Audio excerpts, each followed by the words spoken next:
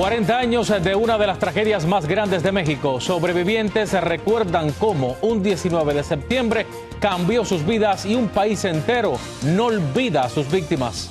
Nuestro hogar se venía abajo y sabiendo que estaba la mitad de mi familia allá arriba. Las historias de quienes perdieron a sus familias y los héroes que arriesgaron sus vidas para salvar a otros. Un desastre inesperado en el sur de California. Varios residentes son sorprendidos por un deslave y conforme pasan las horas aumenta el temor de que hayan víctimas.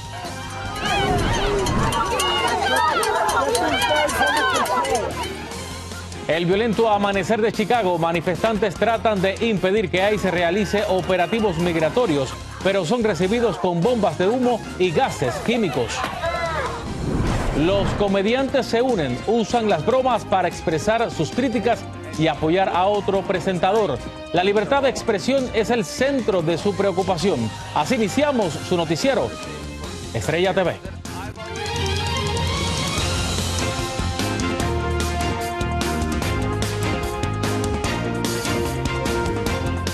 Hola, ¿qué tal? Muy buenas tardes, bienvenidos a su noticiero Estrella TV. Les saluda Abel Álvarez, gracias por acompañarme. Y mire, se cumplen 40 años del terremoto de 1985, la tragedia que cambió a México para siempre. A las 7:19 de la mañana, un sismo de magnitud 8.1 sacudió la capital, dejando más de 10.000 muertos y 30.000 heridos y cientos de edificios colapsados.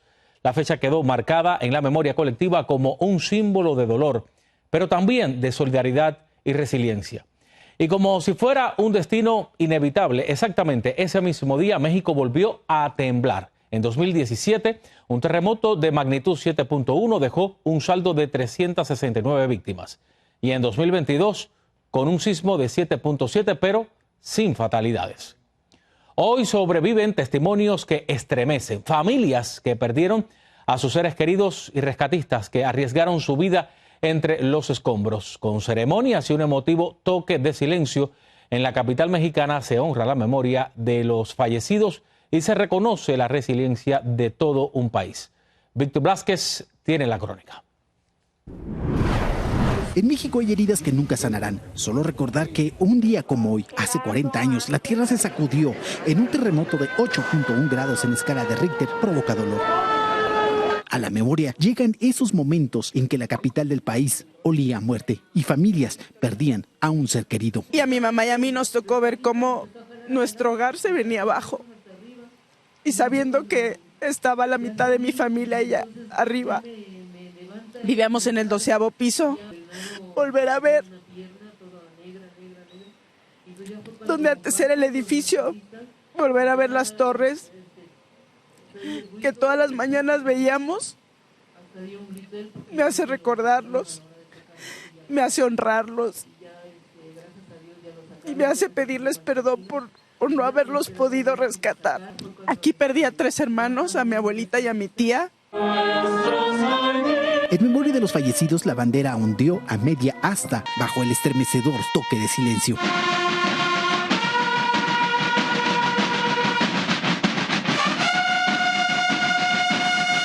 Tlatelolco se convirtió en uno de los centros de mayor destrucción por la caída del edificio Nuevo León, que en ese entonces lucía grande, imponente para su época. Sacamos niños, personas mayores, con piernas rotas, sin piernas algunos, brazos rotos. Una persona que más me dolió, una señora con su bebé en brazos, con un refrigerador y una losa encima. Cuando todo era caos, un grupo de rescate nació de forma espontánea bajo el nombre de Topos. Se metían entre los escombros para sacar a la gente atrapada. Y en lo particular a la edad de 20 años que yo tenía en aquel entonces, era impresionante para mí. Empezamos cuando llegamos aquí, a empezar a desescombrar. Posteriormente, pues ya en cuanto se pudo tener acceso por donde se podía, ingresábamos y empezamos a hacer la búsqueda y la localización de las personas que pudieran estar con vida. Este 19 de septiembre, esta alarma genera nerviosismo. Es el llamado a estar preparados. No corro, no grito, no empujo, de este lado. Ahora, a nivel nacional se realizan simulacros para que en caso de un movimiento telúrico, la gente sepa qué hacer. Yo soy muy chillona y me estoy aguantando mucho. porque si usted viera cómo estaba la gente, que las señoras grandes saliendo todas llenas de polvo. Este 19 de septiembre, pero de 2017, un terremoto de 7.1 otra vez sacudió el país, dejando un saldo de 369 fallecidos, y en 2022 volvió a temblar. Geólogos aseguran que México se encuentra bajo 5 capas diferentes tectónicas, por lo que el riesgo de sismos diarios es inminente. En Ciudad de México, Víctor Velázquez, Noticias, Estrella TV. Y en el sur de California, tormentas alimentadas por los remanentes de la tormenta tropical Mario provocaron deslaves y severas inundaciones. Las zonas montañosas del condado de San Bernardino fueron las más afectadas, con casas y carreteras cubiertas de lodo y escombros. Varias familias recibieron la orden de refugiarse en sus hogares. Más al norte, en Barstow, la tragedia golpeó cuando un niño de 2 años, identificado como Javier Padilla, fue arrastrado por la corriente mientras viajaba en un auto con su padre. El hombre fue rescatado, pero la búsqueda del pequeño continúa.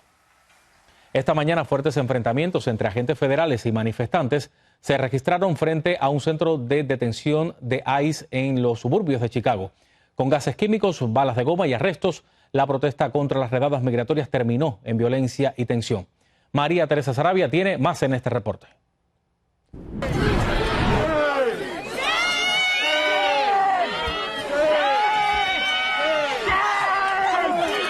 El amanecer en Broadview, Illinois, estuvo marcado por el caos. Lo que comenzó como una protesta pacífica se transformó rápidamente en confrontación.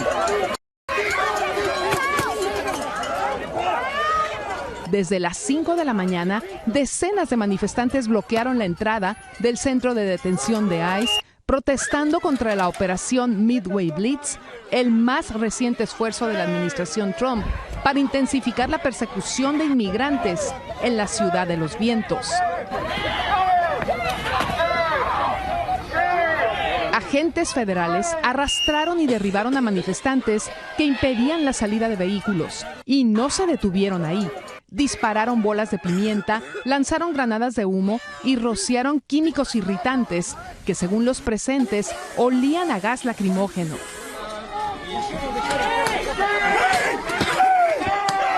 La tensión escaló cuando un manifestante intentó devolver uno de esos artefactos a los agentes, desatando aún más fuerza policial. Las imágenes son contundentes. Jóvenes llorando con los ojos ardiendo, reporteros y manifestantes huyendo de la nube de químicos.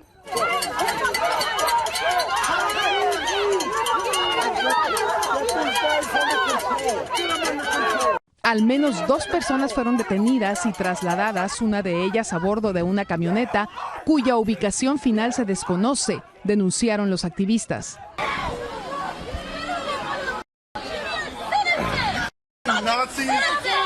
No es la primera vez que este centro se convierte en epicentro de resistencia. Desde que ICE lanzó la operación en Chicago la semana pasada, las protestas han sido constantes y reprimidas con fuerza.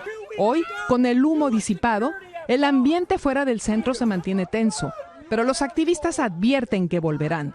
María Teresa Sarabia, Noticias Estrella TV. Y óigame, los principales presentadores nocturnos de Estados Unidos cerraron filas tras la suspensión del show de Jimmy Kimmel.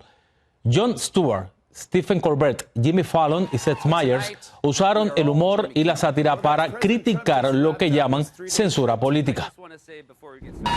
But tonight, we are all Jimmy Kimmel.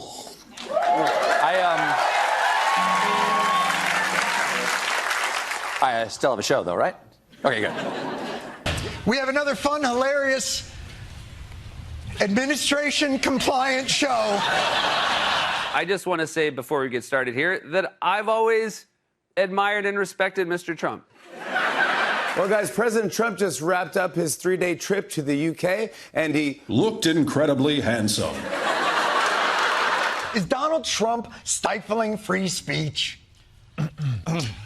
Of course not, John. Americans are free to express any opinion we want. Los comediantes advierten que lo ocurrido con Kimmel pone en riesgo la libertad creativa y de expresión de todos ellos. Y es que en los últimos días la libertad de expresión en Estados Unidos ha estado en el centro del debate, pero ¿qué protege realmente la primera enmienda de la Constitución? se puede perder el empleo por decir algo que el jefe considere inapropiado. ¿Y por qué el caso de Jimmy Kimmel es más complicado? Vamos con Fernando Mejía. Habló con un abogado constitucionalista y nos explica y nos aclara estas interrogantes. La libertad de expresión es un derecho fundamental de toda persona en la sociedad. Protege de cualquier tipo de amenaza o intimidación al expresar opiniones de índole política, científica, moral, de religión y de varias categorías más, ya sea por escrito, verbal o artístico. Y la pregunta que se hacen muchos es ¿por qué tantos despidos por expresar lo que sienten las personas? La primera enmienda prohíbe que el gobierno te limite tu libre expresión. No te protege de que tu empleador, una empresa privada, te limite tu expresión. So I've lost my job. You guys did get me fired from my job. Las redes sociales están inundadas con testimonios de personas que han perdido su trabajo por comentarios hechos sobre el asesinato del activista republicano Charlie Kirk. La primera enmienda protege a las personas en contra del gobierno, pero no de las políticas internas de empresas privadas que pueden regular el comportamiento de sus empleados. Yo creo que no importa si es de derecha o de izquierda, no va a importar cuando a alguien le tocan fibras sensibles, va a tomar acciones. Y yo creo que es más político que social esto. La primera enmienda tampoco te protege cuando tu mensaje es de odio, incita a violencia, viola los derechos de otras personas o es considerado obscenidad por algunos. Estoy aquí para reconocer mi error. De la misma forma, por medio de redes sociales, muchos por diferentes motivos ofrecen disculpas, ya sea por un entendimiento sobre lo que se puede o no decir bajo la protección de la libertad de expresión o amenazas por parte de sus empleadores. Y aunque Jimmy Kimmel, quien lo suspendió, fue su propia empresa, expertos consideran que el gobierno ejerció presión con amenazas. Bueno, a Jimmy Kimmel el gobierno le amenazó a la empresa de que si no lo sacaba del aire, la empresa iba a tener que pagar las consecuencias. Todo esto llega en medio de una negociación entre Nexstar, que opera varias estaciones de la cadena ABC, y la empresa de comunicaciones Tegna por más de $6,000 millones. Para que esta operación se pueda dar, se necesita el apoyo y la aprobación de la Comisión Federal de Comunicaciones, que fue la que presionó para que se cancelara el show de Kimmel. Fernando Mejía, Noticias Estrella TV. Y con esto nos vamos a una pausa, pero no se vayan porque al regresar, las visas H-1B para trabajadores especializados podrían convertirse en algo inalcanzable. Le explicamos en minutos. El gobierno federal asegura que un simple emoji podría estar vinculado al peligroso grupo criminal El Tren de Aragua. Los detalles cuando vuelva.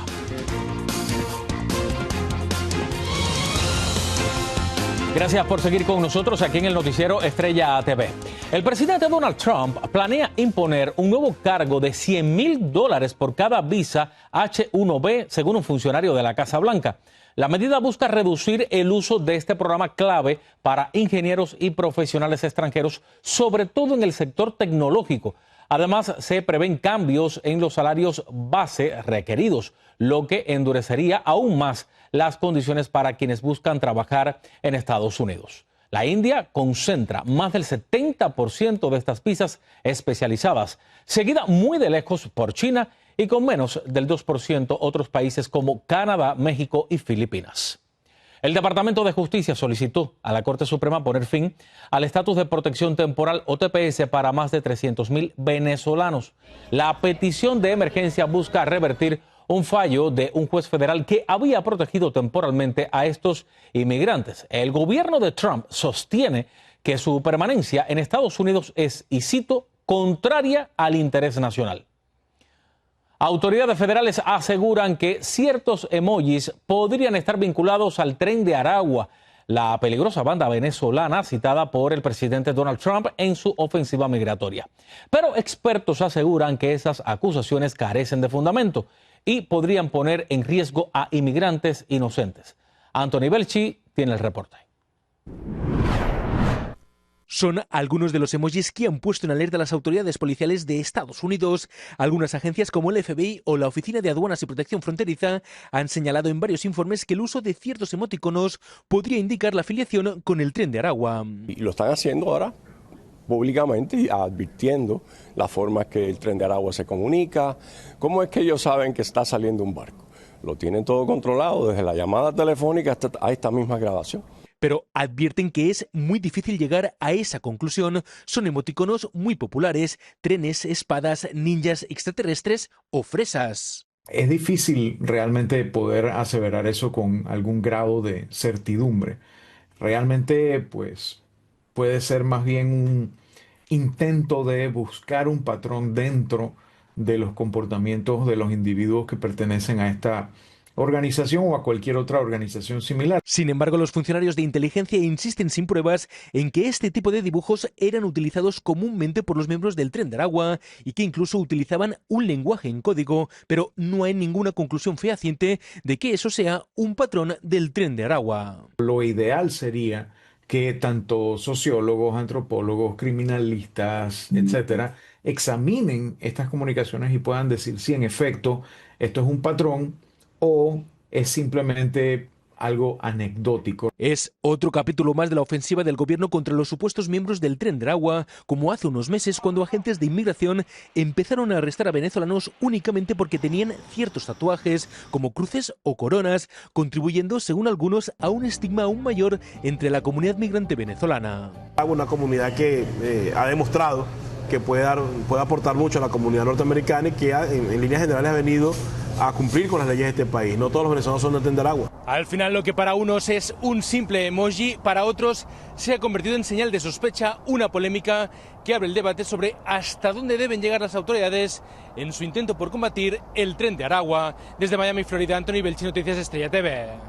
Y la Casa Blanca pidió este viernes a la Corte Suprema que le permita limitar los marcadores de sexo en pasaporte solo a masculino o femenino, excluyendo la opción X para personas trans y no binarias. La medida busca revertir cambios del gobierno de Biden y ya fue bloqueada por una jueza federal en Massachusetts, que advirtió que la política expone a solicitantes a discriminación y daños irreparables. Vamos a otra pausa. Cuando regresemos, en nuestro segmento Hecho por Latinos, tenemos la historia de un arquitecto colombiano que plasma su talento en espectaculares murales.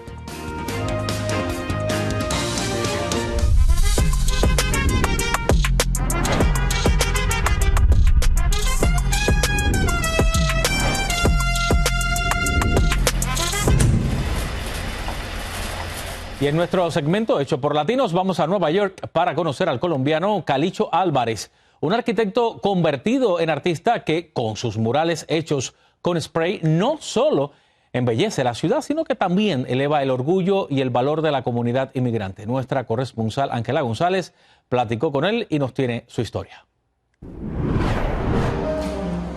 Hola. Con su arte embellece la ciudad de Nueva York e inspira a los inmigrantes a seguir adelante.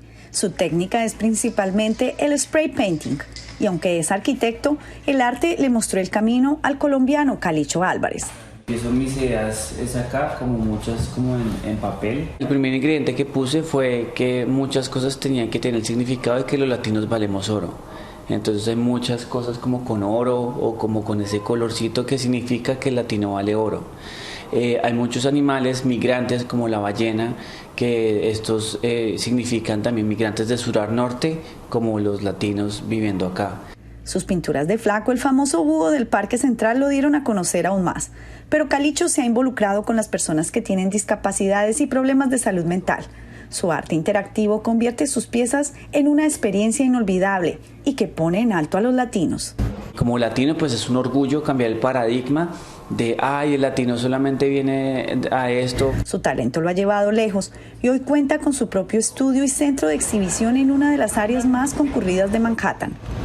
Apliqué, gané la convocatoria y pues terminé este lugar que es como increíble. Es toda una estación de metro, pantallas, estamos también en muchos espacios que interactuamos con la gente. Murales que transmiten un mensaje, que inspiran al deporte o crean conciencia son el sello que continúa abriéndole puertas. Pues Calicho siempre ha buscado diferentes colecciones de arte que de alguna manera muestren el valor de ser latino en la ciudad. Así que mi última colección se llama Concrete Jungle y mezclo la selva amazónica con animales endémicos colombianos y la ciudad de Nueva York. Un trabajo que involucra los deportes y otro más de arte digital se encuentran entre los siguientes proyectos de este artista que tiene justamente su exhibición en el Centro Fulton, en una de las estaciones del metro más grandes de la ciudad. Desde Nueva York, Ángela González, Noticias Estrella TV. Y mire, este viernes se confirmó la muerte a sus 77 años de Julieta Fierro Guzmán, científica y astrónoma mexicana, que dedicó su vida a acercar la ciencia a generaciones enteras. Era investigadora del Instituto de Astronomía de la UNAM desde los años 80. La universidad lamentó su fallecimiento y reconoció un legado que trasciende fronteras y tiempo. Su pasión por la ciencia y la enseñanza la llevó a publicar más de 40 libros. Su partida deja un vacío profundo en la ciencia y en la memoria de México. Tuve la oportunidad de conversar con ella aquí en Estrella TV y fue realmente una gran mujer. Que descanse en paz. Gracias.